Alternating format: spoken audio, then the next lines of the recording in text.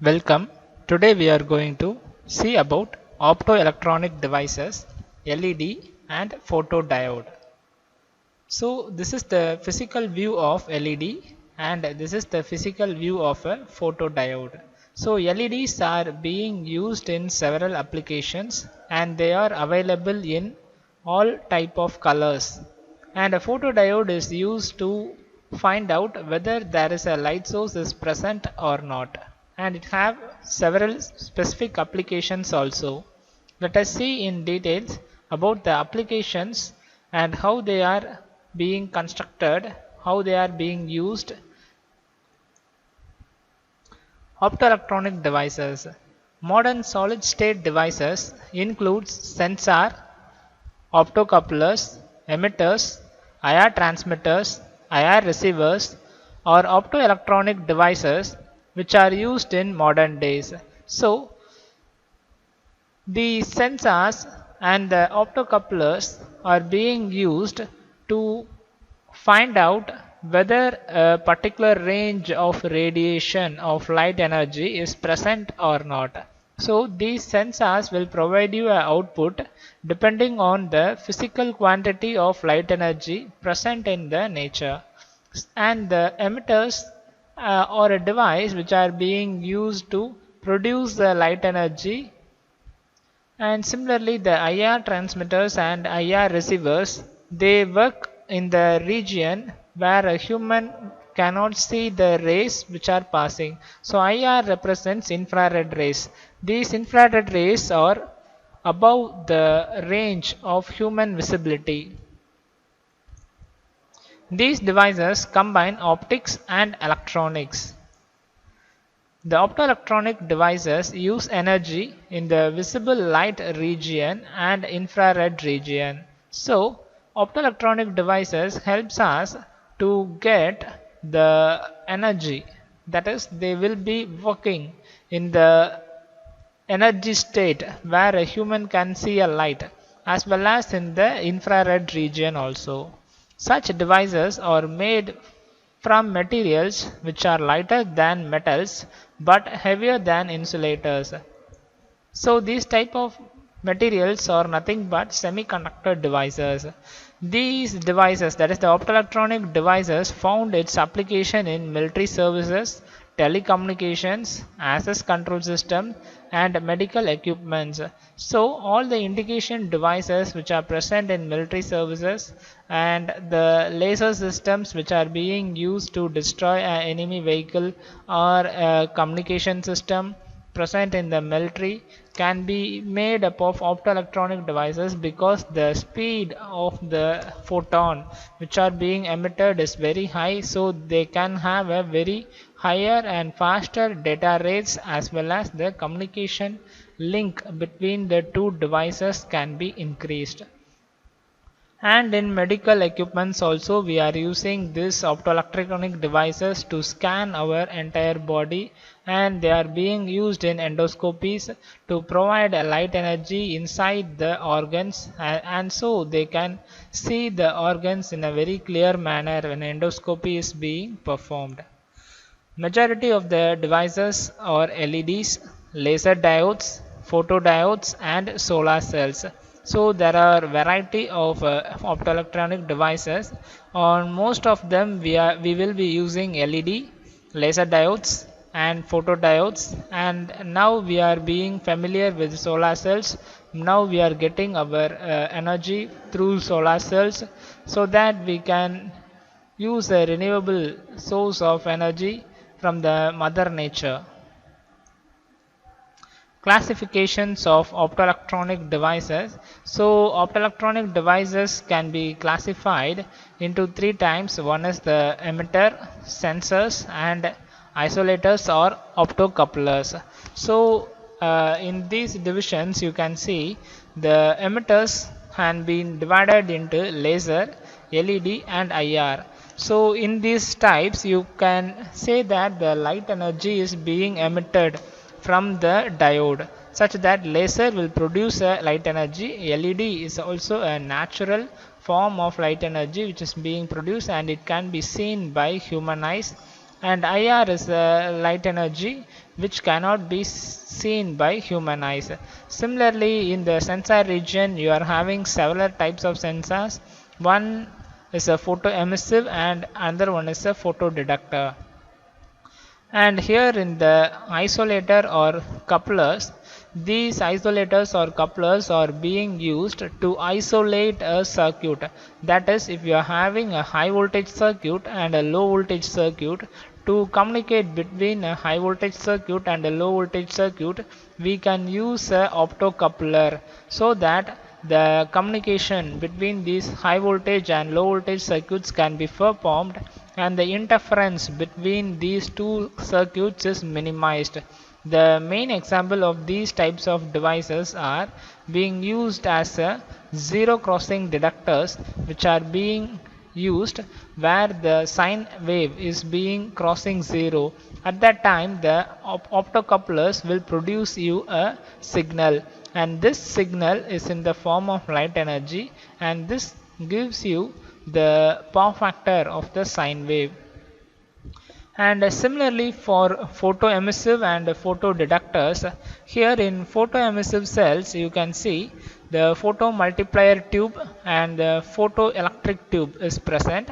So in these two things, the amount of electric energy given to the sensor is more, and you can gain the output, that is the light energy. Similarly, in the photodetectors, they will be finding whether a light source is present or not. Similarly, you are having a photoconductive devices into two types, and there are junction type photoconductors again divided back into two types. One is photodiode and phototransistors. And so this is the complete classifications of optoelectronic devices.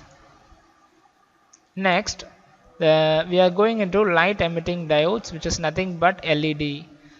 So the operation of LED is when a PN junction is forward biased, the electrons from N side crosses over the P side to recombine the holes on the P side. So this is the nature because due to the attraction of energies, that is the ions, from N side to P side and P side to N side, the electron starts to crosses the junction and enter into the P side. Similarly, the free electrons will have a very high amount of energy than the holes. And when negative energy charged electrons from N side enters into the P side and recombine with the holes, at once an energy is emitted in the form of heat and light. So the formation, that is the emission of electrons from one semiconductor device, and this semiconductor type is N material, then the free electron which is crossing the junction and entering the P side causes a energy to be liberated in the form of heat and light.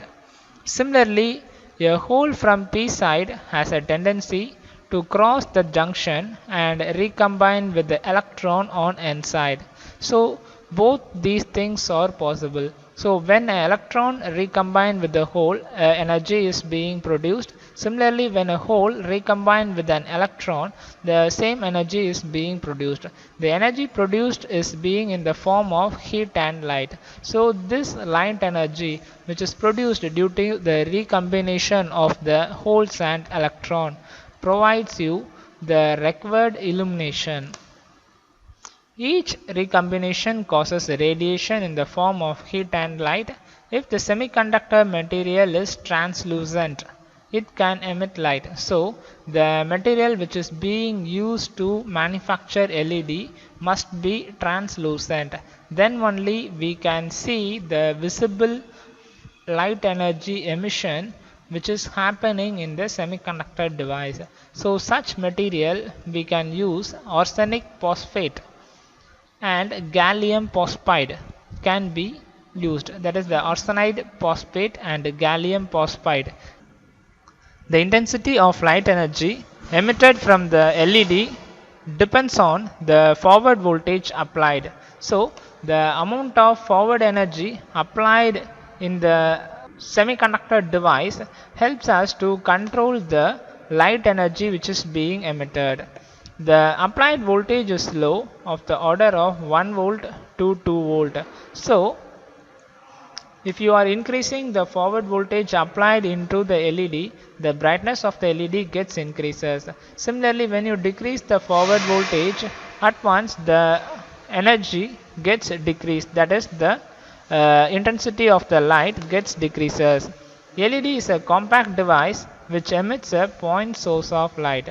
So the LED will be very small in nature and it can emit a point source of light, and this point source of light can be having several applications, because when a group of LEDs can be connected and they are being illuminated to a display, then you can see a display of array so that you can see a screen. This is the main concept that the LED displays are being used. Similarly, they can also provide illumination where required. So nowadays LED lightings are available and the fittings are also available. You can power your house with the help of LED lightings. Similarly, the application of the light emitting diode is given below. You can see it is a very simple circuit. In this you may see this is the 230 volt supply and this is the load. So if the load is on or off, you may not know. To see this thing, LED indication is present. You know the LED should work below a range of voltage lesser than 2 volt. You need to provide only a voltage less than that. To do that, you need a step down transformer and a LED is being connected.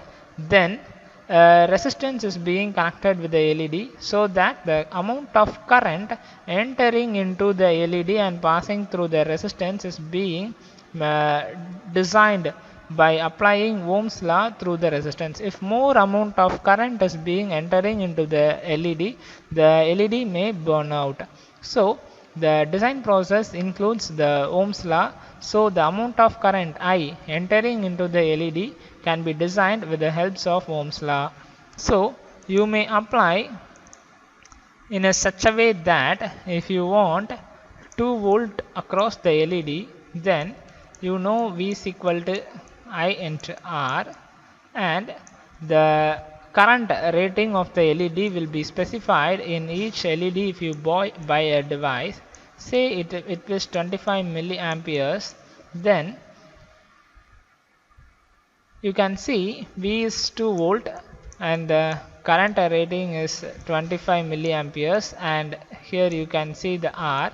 So R will be equal to 2 divided by 25 milliamperes. So you can find the resistance value and substitute here, so that the LED will be protected from damage in case of very high current flowing through the LED, or if the voltage in the step down transformer increases. The next one we are going to see is a photodiode. When a PN junction is reverse biased, only a very small current called the leakage current or a saturation current flows in the diode. So this leakage current or saturation current can be used to detect whether the light energy is present or not. This is a very small amount of current is due to the thermal generated holes and electrons which diffuses across the PN junction as a minority charge carriers.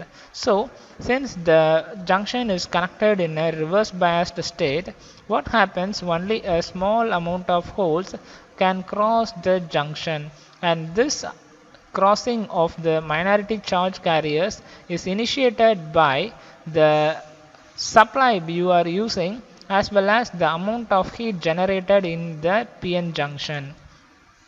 The junction temperature increases more and more, charge carriers are generated and reverse current is increased.